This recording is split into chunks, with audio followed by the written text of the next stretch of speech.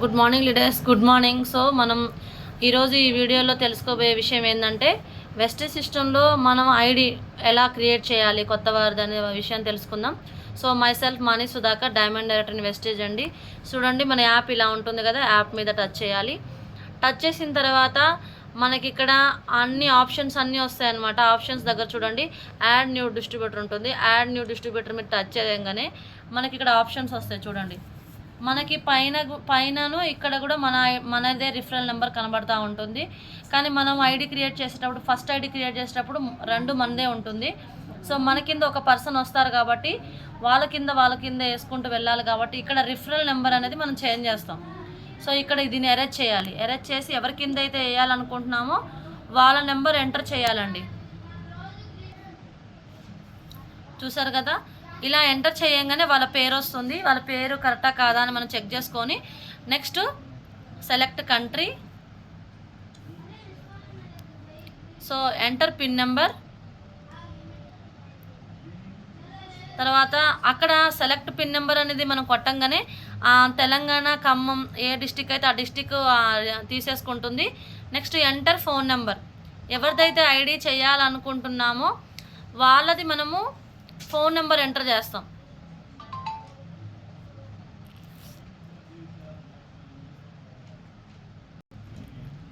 So phone number కరెక్ట్గా ఉందా లేదా మనం చెక్ చేసుకొని ఒక్క నిమిషం ఆగితే అది యాక్సెప్ట్ చేసుకుంటుంది. తర్వాత మనము ఇప్పుడు ఎవరిదైతే ఐడి చేస్తున్నామో వాళ్ళది మెయిల్ నెంబర్ ఉంటే వాళ్ళ మెయిల్ నెంబర్ ఎంటర్ చేస్తాం. ఒకవేళ వాళ్ళు చెప్పలేని పక్షంలో ఉంటే మన మెయిల్ ఐడి మనము ఎంటర్ చేసుకోవచ్చు అండి. దానివల్ల ప్రాబ్లం ఏమి ఉండదు.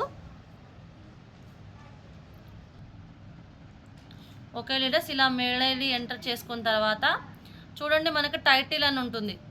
నెక్స్ట్ ఏముంటుంది మనకి జెంట్స్ అయితే జెంట్స్ అని, లేడీస్ అయితే మిస్టర్ ఎంఆర్ఎస్ అని, మ్యారేజ్ కానీ లేడీస్ అయితే ఎంఎస్ అని పెట్టుకోవాలి. ఎంఎస్ అని పెట్టుకోవాలండి. ఓకేనా, క్లియర్ కదా. అయితే ఇప్పుడు మనం అక్కడ మ్యారేజ్ అయిన లేడీ అనుకుంటాను. సో మనం ఎంఆర్ఎస్ అని పెట్టుకోవాలండి. చూడండి, మార్చుకోవాలి ఆప్షన్ అనేది ఎంఆర్ఎస్. సో ఎంఆర్ఎస్ అని పెట్టిన తర్వాత ఫస్ట్ నేమ్ అంటే మనం అక్కడ వాళ్ళ ఇంటి పేరండి. తర్వాత ఎంటర్ ద లాస్ట్ నేమ్ అంటే వాళ్ళ పేరు. చూసారు కదండి, ఇలా ఇంటి పేరు ఎంటర్ చేసుకున్న తర్వాత డేట్ ఆఫ్ బర్త్ ఏదైతే ఆధార్ కార్డు, ఓటర్ కార్డులో ఏది ఉంటే అది మనం ఎంటర్ చేసుకోవాలి.